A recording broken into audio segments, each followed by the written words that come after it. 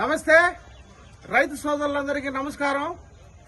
ఈ సంవత్సరం మనకు 786 అనే సీడ్ బొప్పాయి సీడ్ మనకు రాలేదు.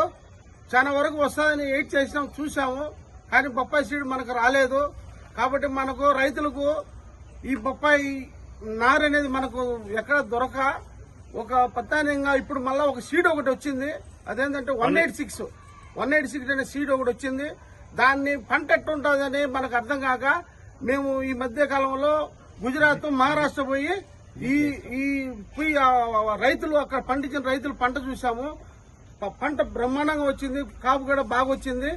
ఈ సంవత్సరం ఈ సీడ్ మనం కూడా వేసి చూద్దామని చెప్పి మేము వ్యాపారస్తులు అంతా నిర్ణయించుకున్నాం. రైతు సోదరులు కూడా మీరు ధైర్యం చేసి ఈ నారు బూడిస్తే కాపు కూడా బ్రహ్మాండంగా వస్తుంది, మీకు దిగుబడి కూడా బాగా వస్తుందని చెప్పి మేము కోరుకుంటున్నాము.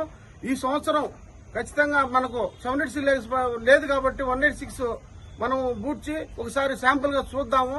సంవత్సరం ఎట్లా నష్టపోతున్నాం, ఈ సంవత్సరం దీన్ని కూడా వేసి ఒకవేళ సక్సెస్ అయితే రైతులు బాగా మంచి ఫలితం బాగా వస్తుంది, దిగుబడి బాగా వస్తుంది, రైతు బాగా లాభపడతారని మేము కోరుకుంటున్నాము. దయచేసి ఇప్పుడు కలర్ కూడా చూడండి, మేము ఇప్పుడు కట్ చేస్తున్నాము. రైతు సోదరులారా, కానీ మిమ్మల్ని మోసం చేయాలని కాదు, మీకు మంచి దిగుబడి వస్తే మీరు బాగా లాభపడతారని మా కోరిక. కాబట్టి ఇది ఇప్పుడైతే ఈ నారు కూడా మనకు అందుబాటులో ఉన్నది కాబట్టి రైతులకు నెక్స్ట్ బూడ్చుకునే దానికి కూడా మనకు మంచి అవకాశం ఉంటుంది అని తెలియజేస్తున్నాము. ఒకసారి దీన్ని చూడండి, మంచి చెప్పాలి.